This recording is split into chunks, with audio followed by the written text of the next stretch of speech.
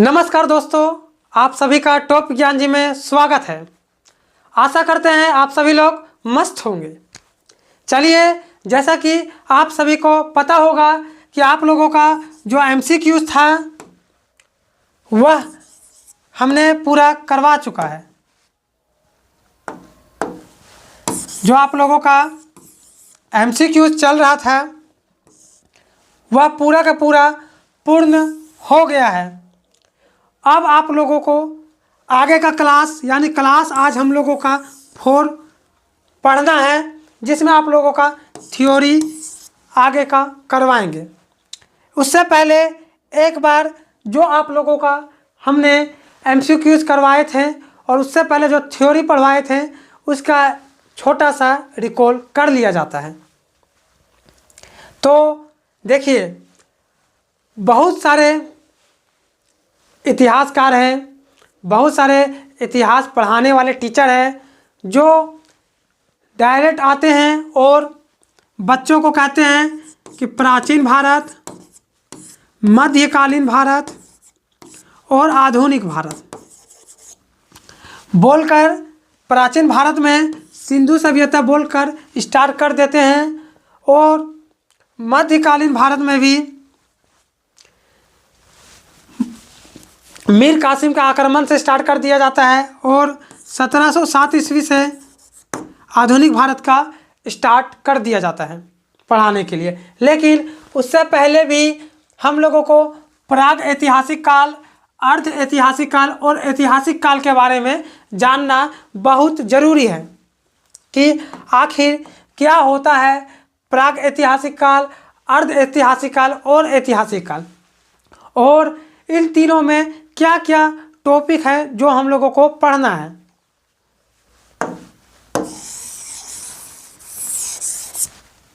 चलिए, तो प्राग ऐतिहासिक काल आप लोगों को हमने बहुत पहले ही पढ़ा दिए थे कि क्या होता है कि नहीं होता है।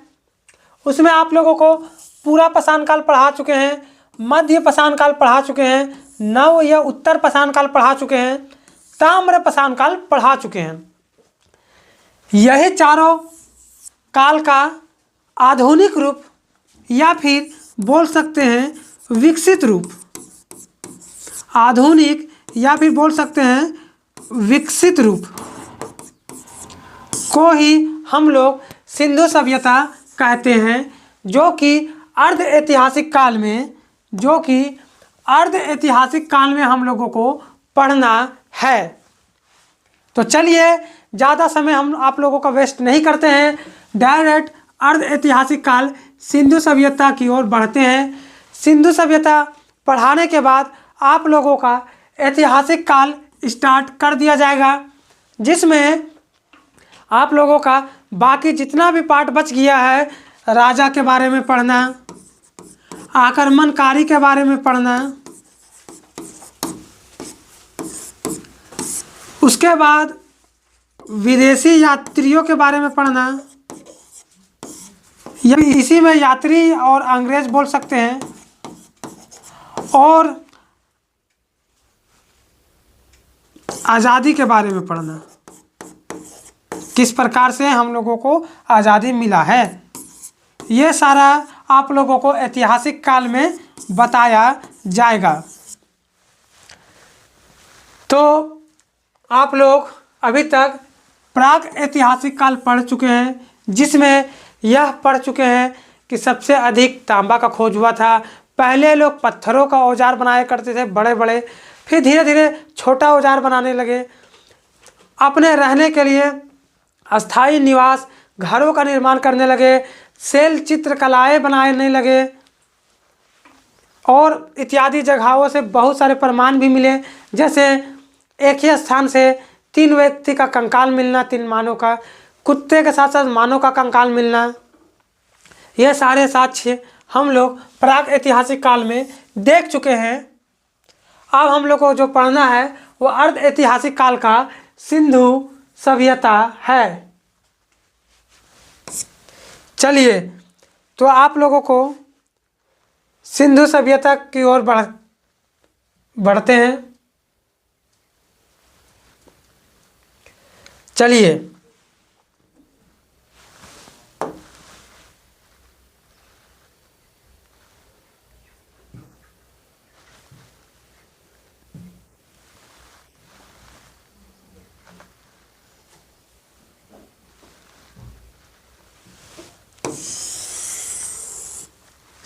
सिंधु सभ्यता बताने से पहले कुछ बेसिक फैक्ट को जानते हैं जो डायरेक्ट एग्ज़ाम में पूछे जाते हैं।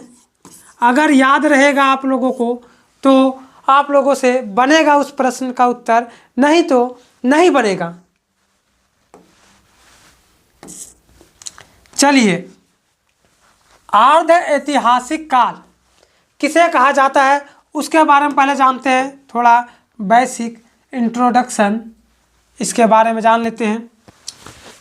इस काल में मानव द्वारा लिखी गई लिपि अभी तक पढ़ा नहीं गया है।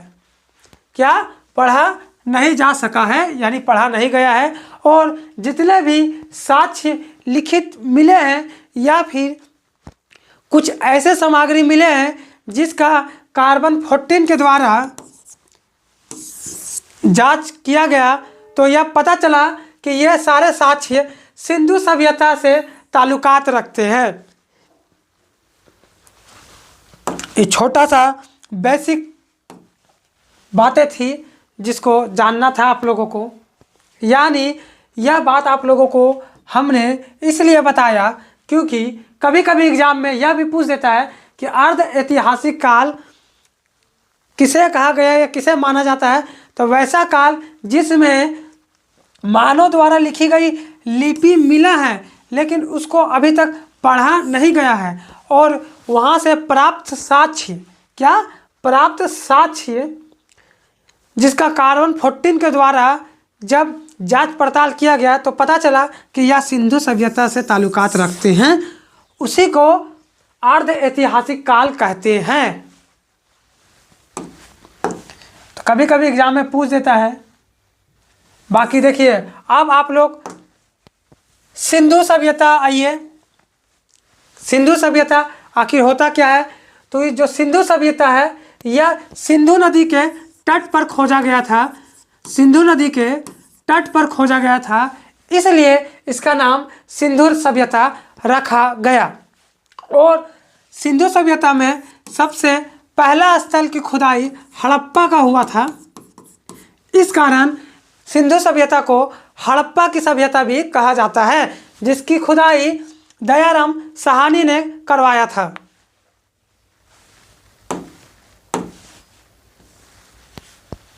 चलिए सिंधु सभ्यता में आगे की ओर बढ़ते हैं। क्या बोल रहा है क्या नहीं बोल रहा है, चलिए देखिए, यही है। यह सभ्यता सिंधु नदी के तट पर मिली थी, इसलिए इसे सिंधु सभ्यता कहते हैं। इसकी जानकारी सबसे पहली बार चार्ल्स मेसन ने दिया था 1826 ईस्वी में कि सिंधु नदी के तट पर कोई शहर बसा हुआ है जो ज़मीन के अंदर गड़ गया है। उसकी खुदाई से ही पता चल पाएगा कि इसके अंदर वह शहर कितना लंबाई चौड़ाई में फैला हुआ है, उसके अंदर क्या क्या है या नहीं है। तो इसके बारे में जानकारी देने वाला सबसे प्रथम व्यक्ति चार्ल्स मेसन थे, जिन्होंने 1826 ईस्वी में यह जानकारी दिए थे कि सिंधु नदी के तट पर एक शहर बसा हुआ है जो कि ज़मीन के अंदर गड़ा हुआ है, इसकी खुदाई करवाना चाहिए।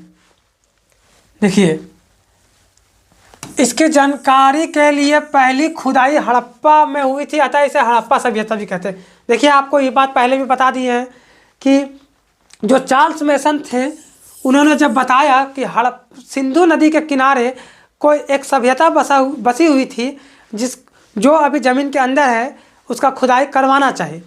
तो जब खुदाई हुआ था तो सबसे पहले हड़प्पा नामक स्थान में खुदाई किया गया, जिसके कारण से सिंधु सभ्यता को हड़प्पा सभ्यता भी कहा जाता है। जिसकी जानकारी देने वाला सबसे पहला व्यक्ति चार्ल्स मेसन थे, जिन्होंने 1826 ईस्वी में यह जाकर जानकारी दी है कि सिंधु नदी के तट पर कोई सभ्यता भी थी पहले। जब इन्होंने चार्ल्स मेसन ने यह इन्फॉर्मेशन जाके अपने अधिकारियों को दिए तो उन्होंने इस बात की पुष्टि के लिए एक सर्वेक्षण के लिए एक व्यक्ति जिन व्यक्ति का नाम जेम्स कनिंघम था, उनको भेजे, बोले कि जाओ तुम सिंधु नदी के तट पर जाके यह सर्वे करो कि क्या सही में जो चार्ल्स मेसन बोल रहे हैं वह सही है या गलत है। तो बेचारा गए और जांच पड़ताल किए तो बताए कि नहीं, बिल्कुल जो चार्ल्स मेसन थे, कौन, चार्ल्स मेसन, देखिए जो चार्ल्स मेसन थे वे सत्य बात बोल रहे थे। सही में सिंधु नदी के तट पर कोई एक शहर बसा हुआ है जो जमीन के अंदर धंसा हुआ है, उसका खुदाई करने से ही पता चलेगा। तो यह बात छिड़ ही रहा था। तो आ गया 1904 का वर्ष। कौन सा वर्ष? 1904। 1904 चल रहा था। उस समय लॉर्ड कर्जन एक पुरातत्व विभाग की स्थापना करता है। किसका? पुरातत्व विभाग की स्थापना करता है और उसका महानिर्देशक सर जॉन मार्शल को बना देते हैं। क्या करते हैं? लॉर्ड कर्जन 1904 ईस्वी में पुरातत्व विभाग की स्थापना करते हैं और उनके महानिर्देशक सर जॉन मार्शल को बना देते हैं।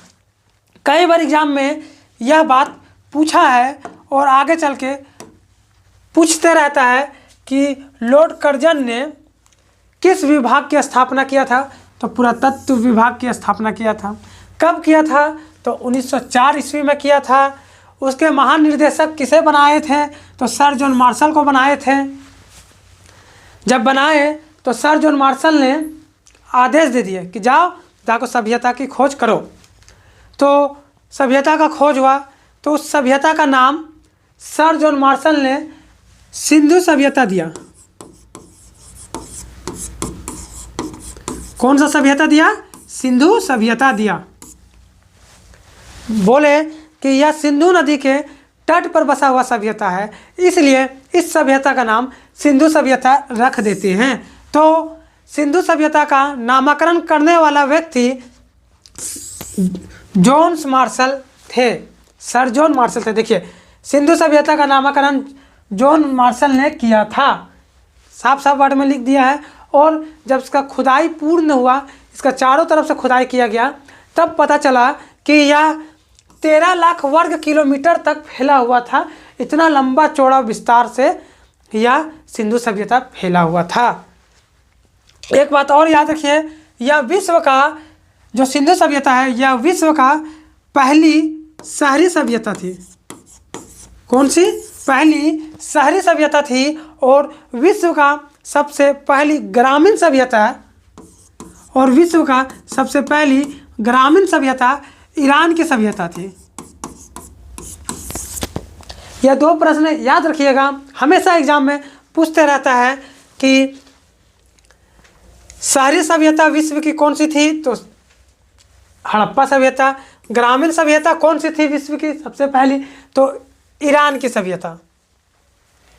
चलिए आगे की ओर बढ़ते हैं। देखिए, सिंधु सभ्यता का जब खोज करने के लिए गया तो सबसे पहले कहीं ना कहीं से खुदाई तो स्टार्ट होगा ही होगा। तो जो खुदाई सबसे पहले प्रारंभ हुआ था वह हड़प्पा से हुआ था। कहाँ से हुआ था? हड़प्पा से हुआ था, इसलिए इसको हड़प्पा सभ्यता भी कहते हैं। देखिए, सिंधु सभ्यता की पहली खुदाई दयाराम साहनी ने की। आप लोगों को मुंह पर याद होगा कि हड़प्पा का भी खुदाई दयाराम साहनी ने किया था। तो दो चीज़ याद रखिएगा कि हड़प्पा शहर की खुदाई किसने किया? तो दयाराम साहनी ने किया। और सबसे पहली बार खुदाई अगर सिंधु सभ्यता में कोई किया था तो दयाराम साहनी ने ही किया था।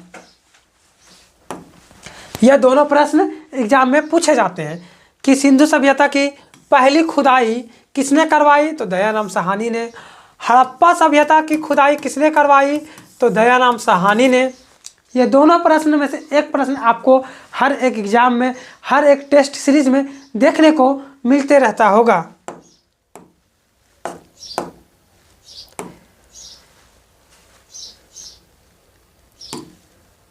चलिए आगे की ओर बढ़ते हैं। यह जो सिंधु सभ्यता थे, सिंधु सभ्यता वह ट्रायंगल के रूप में फैला हुआ था। यानी त्रिभुज के रूप में फैला हुआ था। जब इसका खुदाई किया गया और इसको जब एक विस्तृत रूप से एक जगह संयोजित किया गया यानी इकट्ठा किया गया ताकि देखा जाए कि इसका आकार किस प्रकार का था, तो सारे देश को, सारे जगहों को एक जगह मिलाने के बाद, सारे जगह का खुदाई करने के बाद जब ऊपर से देखा गया तो यह एक त्रिभुज की भांति नज़र आने लगा, यानी त्रिभुज का आकार दिखाई पड़ने लगा। देखिए वही लिखा हुआ है, सिंधु सभ्यता का आकार त्रिभुजाकार था। कई बार एग्जामों में पूछ चुका है सिंधु सभ्यता का आकार कैसे था, तो त्रिभुजाकार। कैसा था? तो त्रिभुजाकार आकार में था। अभी आप लोग यह नहीं बोलिएगा क्या सर इतना ही छोटा था, तो नहीं, बहुत बड़ा था। इसको चारों कोनों से मिलाइएगा तो उत्तर में मांडा, दक्षिण में दैमाबाद, पूरब में आलमगीर और पश्चिम में सूतकांगेडोर नामक शहर तक फैला हुआ था, जो जस्ट कुछ देर बाद हम लोग पढ़ने वाले हैं। चलिए, ये तो बताए ही नहीं, बता देते हैं। सिंधु सभ्यता का आकार त्रिभुजाकार था। अभी आप लोगों को बता दिए हैं कि सिंधु सभ्यता का जो आकार था वह त्रिभुजाकार है। सिंधु सभ्यता विश्व की सबसे पहली सभ्यता थी। जस्ट आप लोगों को पहले बता दिए।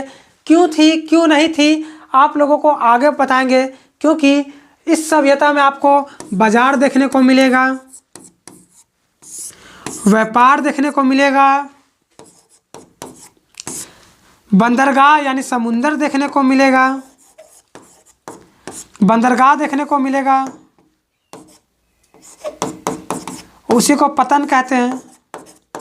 और बहुत सारे ऐसे वस्तुओं का खोज हुआ है जिससे पता चलता है कि जो सिंधु सभ्यता था वह एक शहरी सभ्यता था।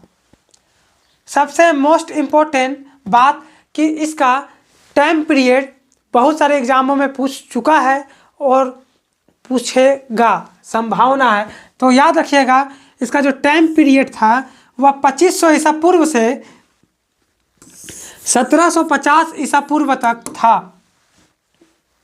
कितना? 2500 ईसा पूर्व से 1750 ईसा पूर्व तक सिंधु सभ्यता का शासन था। शासन बोल सकते हैं या फिर काल बोल सकते हैं, जो आपको मन लगता है सो बोलिए, जो आपके इच्छा पर डिपेंड है। एग्जाम में कई बार पूछ चुका है सिंधु सभ्यता का जो शासन काल था, टाइम पीरियड था, वह कितना से कितना वर्ष था या कितना से कितना वर्ष तक चला था, तो 2500 ईसा पूर्व से 1750 ईसा पूर्व तक था। पहली सारी सभ्यता सिंधु सभ्यता ही थी, लेकिन ग्रामीण सभ्यता ईरान की सभ्यता थी। जो सिंधु सभ्यता थी वो 13 लाख वर्ग किलोमीटर में फैला हुआ था।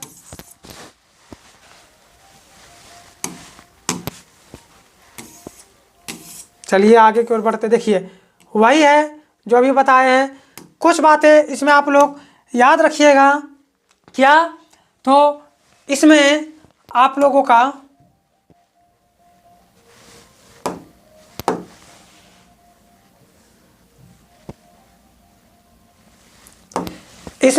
का एक बात याद रखना है आप लोगों को। क्या? तो उत्तर, दक्षिण, पूरब और पश्चिम, ये 4 दिशा होते हैं। आप सभी को तो पता होगा, हर एक चीज़ का 4 दिशा होता है, कोई ना कोई। तो ये चारों दिशाओं में कितने दूर दूर तक सिंधु सभ्यता फैला हुआ था उसी के बारे में जानना है। तो देखिए उत्तर में मांडा नामक स्थान तक फैला हुआ था, जो कश्मीर में है। कहाँ है? कश्मीर में है, जो उत्तर में फैला हुआ था। दक्षिण में दैमाबाद तक फैला हुआ था। पूरब में आलमगीर तक फैला हुआ था। आलमगीर तक फैला हुआ था। पश्चिम में सूतकांगेडोर तक फैला हुआ था। किसमें? सूतकांगेडोर डोर तक फैला हुआ था। याद रखिए, अभी देखिए आप लोग, उत्तर में मांडा, पूरब में आलमगीर, दक्षिण में देमाबाद, पश्चिम में सूतकांगेडोर। बस आप लोगों को इतना ही जानना है। और आप लोग एक बात और याद रखिएगा कि इस जगह का सिर्फ नाम बताए हैं कि कौन सा जगह में है, लेकिन किस देश में है, किस राज्य में है, इसके बारे में भी आप लोगों को जानना होगा। साथ ही साथ ये जितने भी आप लोगों को बताए, उत्तर का मांडा, दक्षिण का दैमाबाद और पूरब का आलमगीर और पश्चिम का सूतकांगेडोर, जितना भी आप लोगों को बताए हैं, ये सारे चीज़ों को आपको तो मुंह में याद ही रखना होगा। प्लस में साथ में आप लोगों को एक बात और, नदी का भी नाम याद रखना होगा कि किस नदी के तट पर वह बसा हुआ है। जैसे मांडा जो है वह चिनाब नदी के तट पर बसा हुआ है। कौन सा नदी? तो चिनाब नदी के तट पर बसा हुआ है। कौन सा नदी? चिनाब नदी। और दक्षिण में जो दैमाबाद है, वह दैमाबाद परवरा नदी के तट पर बसा हुआ है। कौन सा नदी? परवरा नदी के तट पर। और पूरब में जो आलमगीर है, वह हिंडन नदी के तट पर बसा हुआ है। कौन सा नदी? हिंडन नदी। और जो पश्चिम में सूतकांगेडोर है, वह दशक नदी पर बसा हुआ है, दशक नदी के तट पर। तो एक बार शांति से फिर से हम लोग रिवीजन कर लेते हैं कि क्या चारों कोना में क्या क्या था कि नहीं था। तो याद कीजिए, उत्तर में मांडा जो कि कश्मीर में अवस्थित है, चिनाब नदी के तट पर है। दक्षिण में दैमाबाद जो कि परवरा नदी पर स्थित है। इधर आ जाइए आप लोग, पूरब में हो गया आलमगीर जो कि हिंडन नदी पर स्थित है। और इधर आ जाइए पश्चिम, सूतकांगेडोर जो कि दशक नदी पर स्थित है। तो ये चारों आप लोग याद रखिएगा। इससे यह प्रश्न पूछ लिया जाता है कभी कभी कि सिंधु सभ्यता के उत्तरी सीमा का नाम क्या है, सिंधु सभ्यता के दक्षिणी सीमा का नाम क्या है, सिंधु सभ्यता के पूर्वी सीमा का नाम क्या है, सिंधु सभ्यता के पश्चिमी सीमा का नाम क्या है। इतना से आपका एक सवाल तो रहेगा ही रहेगा। प्लस में यह प्रश्न भी पूछ देता है कि सिंधु सभ्यता की उत्तरी सीमा मांडा किस नदी के तट पर स्थित है, यानी किस नदी के तट का नाम भी आपसे पूछ देगा। कभी कभी यह भी पूछ देगा कि सिंधु सभ्यता की दक्षिणी सीमा जो कि दैमाबाद है, वह किस नदी के तट पर स्थित है। तो आप लोगों को बोलना होगा परवरा नदी के तट पर स्थित है। कभी कभी प्रश्न यह भी पूछ देता है कि जो पूर्वी सीमा है आलमगीर, वह किस नदी के तट पर है। तो आप लोगों को हिंडन नदी याद रखना होगा। कभी कभी यह भी प्रश्न पूछ देता है जो पश्चिमी सीमा सूतकांगेडोर है, वह किस नदी पर स्थित है। तो दशक नदी पर स्थित है। तो यह 4 दूनी 8 बात आप लोगों को बताए हैं। 8 में से एक सवाल आप लोग हमेशा देखते होंगे। अगर कोई ना कोई एग्ज़ाम में आप लोग बैठे होंगे या फिर कम से कम टेस्ट सीरीज देते होंगे, तो यह जो 8 बातें आप लोगों को बताए, 8 में से कम एक प्रश्न तो आप लोग जरूर देखे होंगे।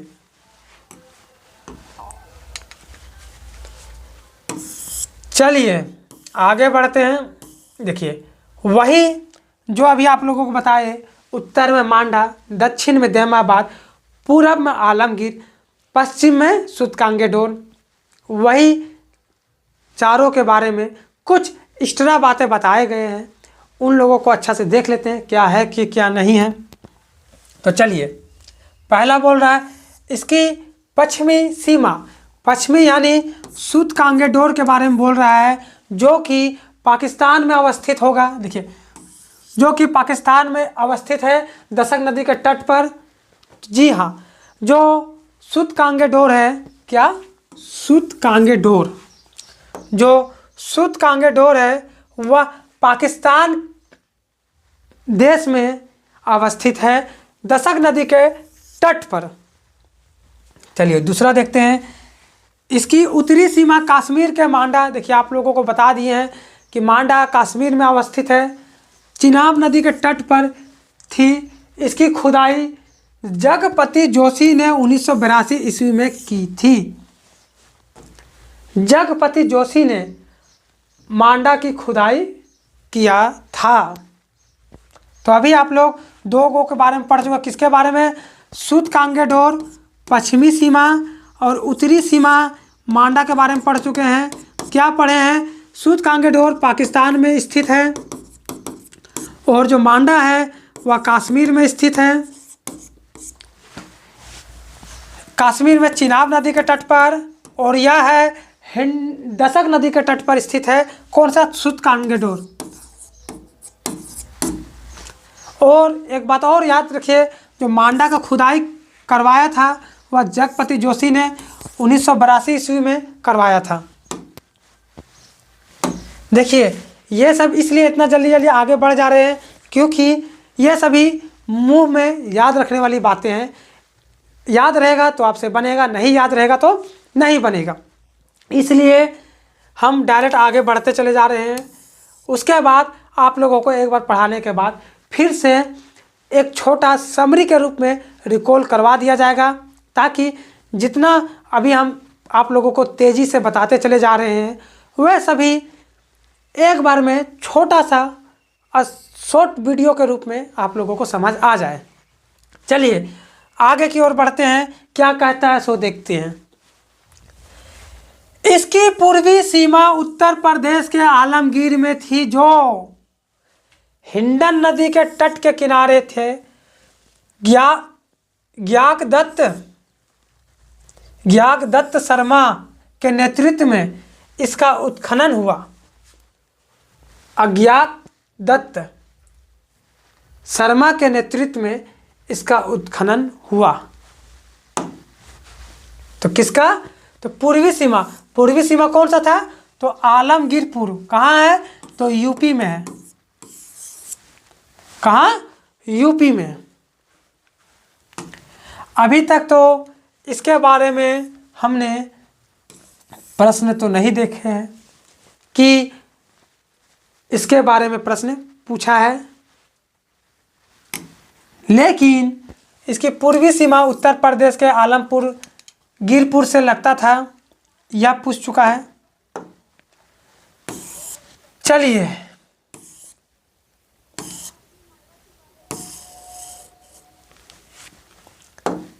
आगे की ओर बढ़ते हैं और देखते हैं क्या है क्या नहीं है। इसकी दक्षिणी सीमा महाराष्ट्र के दैमाबाद में परवरा नदी के तट पर थी। यानी जो दक्षिणी सीमा था वह महाराष्ट्र राज्य के दैमाबाद शहर में परवरा नदी के किनारे था। इससे एक सवाल तो यह पूछता है, और दूसरा है यहाँ से धातु का एक रथ का प्रमाण भी मिला है। जब इसका खुदाई किया गया तो धातु का एक रथ भी मिला था। तो इतना बात याद रखिएगा आप लोग। ये चारों के चारों पांचों के बारे में पूछता है। चार यानी इधर नॉर्थ साउथ ईस्ट वेस्ट, उत्तर दक्षिण पूरब पश्चिम, ये चारों के बारे में जो बताए, मांडा, दैमाबाद, आलमगीर, सूतकांगेडोर, चिनाब नदी, परवरा नदी, हिंडन नदी, दशक नदी, जितना बताए सारों से चारों सवाल पूछ देता है एग्जाम में। अब देखिए आप लोगों के सामने कुछ एक्स्ट्रा फैक्ट है। क्या फैक्ट है सो जानिए पहले। देखिए अभी तक तो मात्र हम आप लोगों को 4 ही जगह का नाम बताए कि कितना दूर तक फैला हुआ था, कौन से आकार में थे कि नहीं थे। लेकिन अभी आप लोगों को आगे पढ़ाने वाले हैं बहुत सारे शहरों का नाम और उनके खुदाई करता कौन से वर्ष में किए थे, कौन ऑर्डर दिया था, वह किस जगह पर अवस्थित है और कौन से नदी में अवस्थित है, वे भी आप लोगों को बताएंगे, क्योंकि इससे भी सवाल पूछे जाते हैं हर एक एग्जाम में। तो देखिए यहाँ है प्रमुख स्थल का नाम, यहाँ अवस्थित किस जगह में स्थित है उसके बारे में बोला गया है। यहाँ है उत्खनन करता, यहाँ है किस वर्ष उत्खनन किया गया था, यहाँ पर है नदी का नाम। किसका नाम? तो नदी का नाम। देखिए इसमें तो आप लोगों को स्पष्ट उतना अच्छा से नहीं दिख रहा होगा, हमको पता है, लेकिन हम एक बार इसको बढ़िया से पढ़ देते हैं क्या लिखा हुआ है या नहीं है। चलिए आप लोग एक बार थोड़ा सा पढ़ने का कोशिश कीजिए, उसके बाद हम बताते हैं क्या लिखा हुआ है कि नहीं लिखा हुआ है।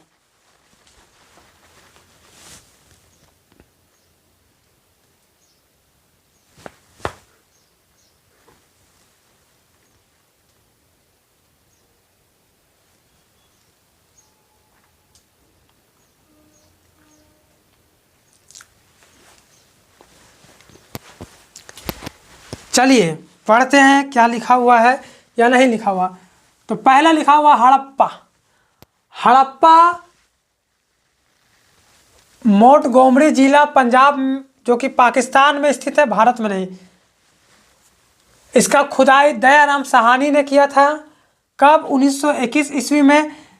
हड़प्पा किस नदी के तट पर स्थित है? तो रावी नदी के तट पर स्थित है। दूसरा ये मोहनजोदड़ो। मोहनजोदड़ो लड़खाना जिला सिंध प्रांत पाकिस्तान में स्थित है। इसका खुदाई रखलदास बनर्जी ने करवाया था 1922 ईस्वी में। जो मोहनजोदड़ो है वह सिंधु नदी के तट पर स्थित है। कालीबंगा यह हनुमानगढ़ जिला राजस्थान में स्थित है। बी लाल और बीके थापड़ 1961 ईस्वी में इसका करवाया था। घग्गर नदी या सरस्वती नदी उसी का नाम है, उसी के तट पर अवस्थित है क्या? कालीबंगा।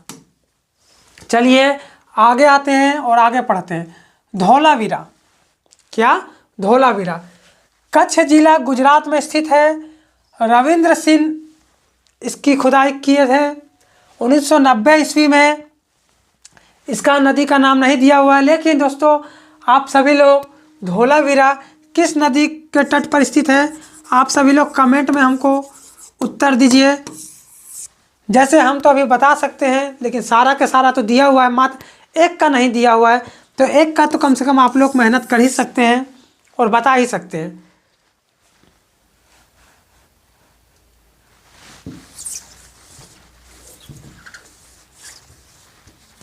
चलिए आगे की ओर बढ़ते हैं। चनहुदड़ो सिंध प्रांत पाकिस्तान में स्थित है।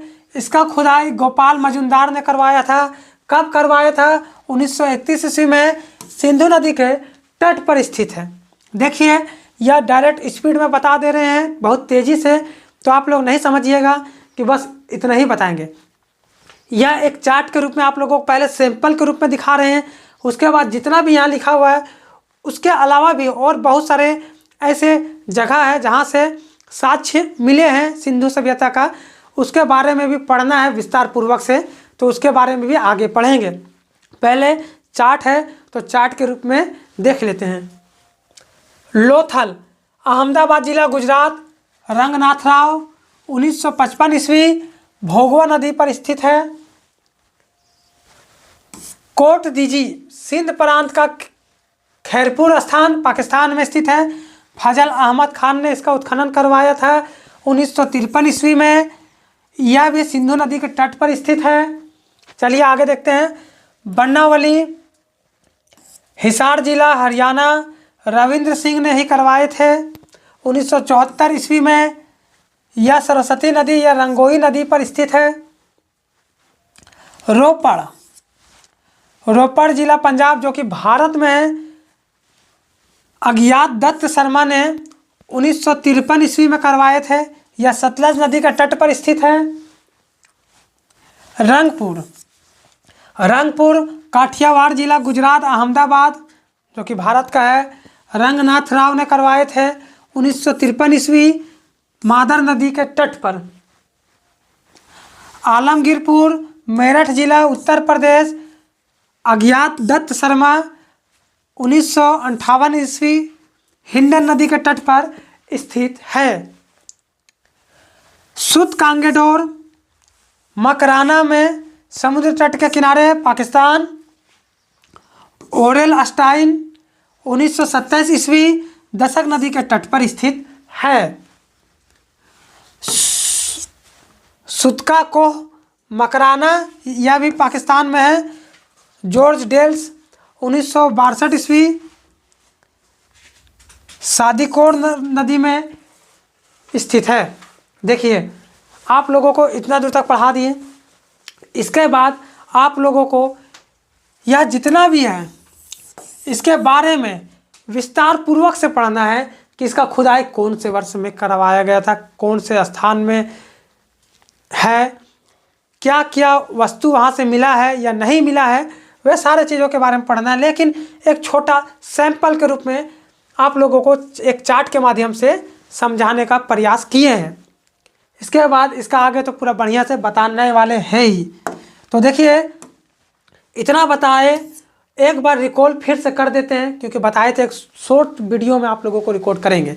तो देखिए ज़्यादा समय ना लेते हुए 5 से 10 मिनट में जितना पढ़ाया अभी तक पूरा का पूरा कंप्लीट करवा देते हैं। तो देखिए आप लोग अर्ध ऐतिहासिक काल पढ़ रहे थे।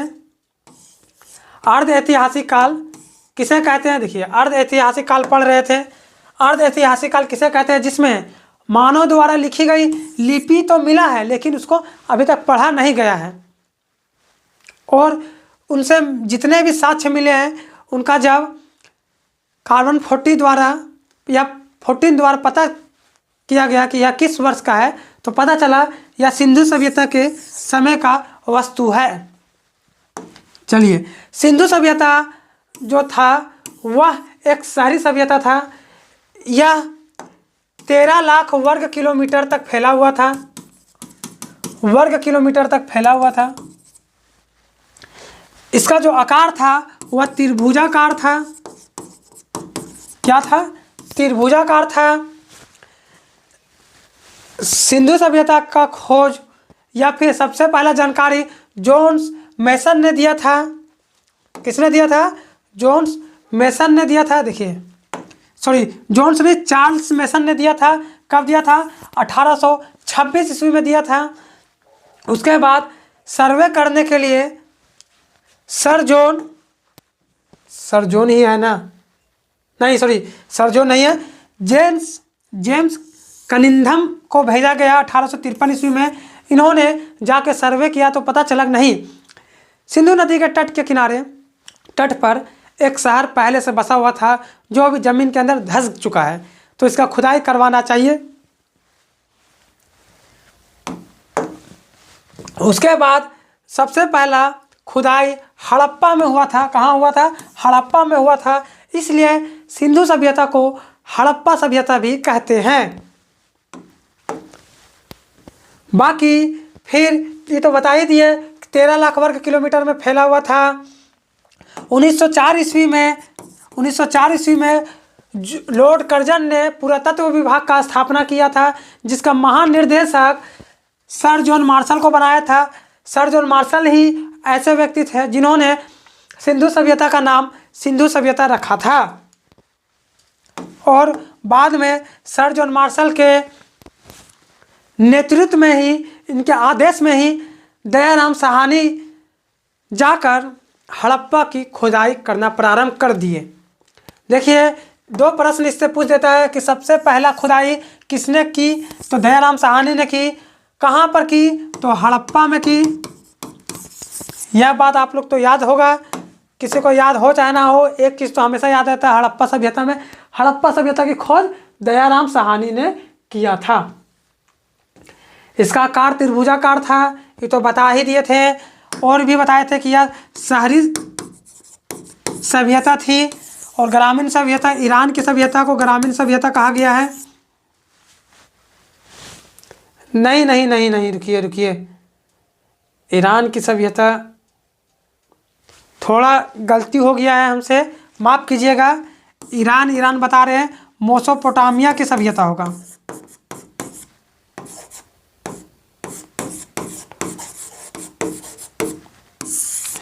गलती हो गया हमसे, थोड़ा मिस्टेक।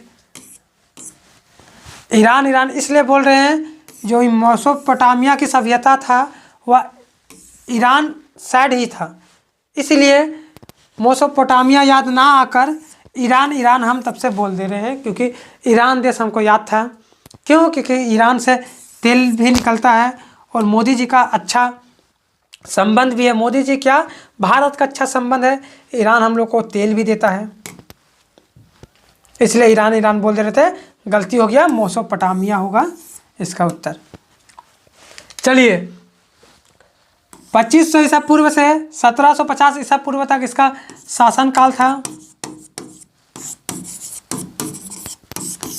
शासनकाल था और ये तो बता ही दिए, उत्तर में मांडा चिनाब नदी के तट पर स्थित था, पश्चिम में सुत कांगेडोर जो कि दशक नदी के तट पर स्थित था, पूरब में आलमगीर जो कि हिंडन नदी के तट पर स्थित था, और दक्षिण में हैदराबाद जो कि परवरा नदी के तट पर स्थित था।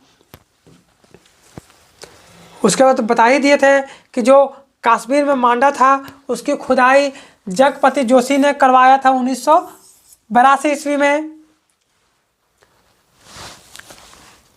और जो आलमगीरपुर है उसकी खुदाई अज्ञात दत्त शर्मा ने करवाया था।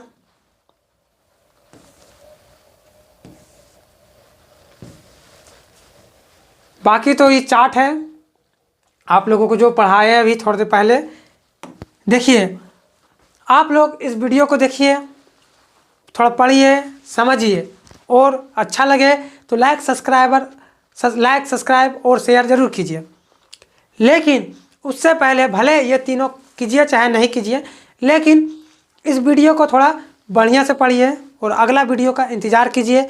क्यों अगला वीडियो हम बोल रहे हैं? क्योंकि ये जितने भी चीज़ हैं बस ये आपको सैंपल के रूप में हमने दिखाया है।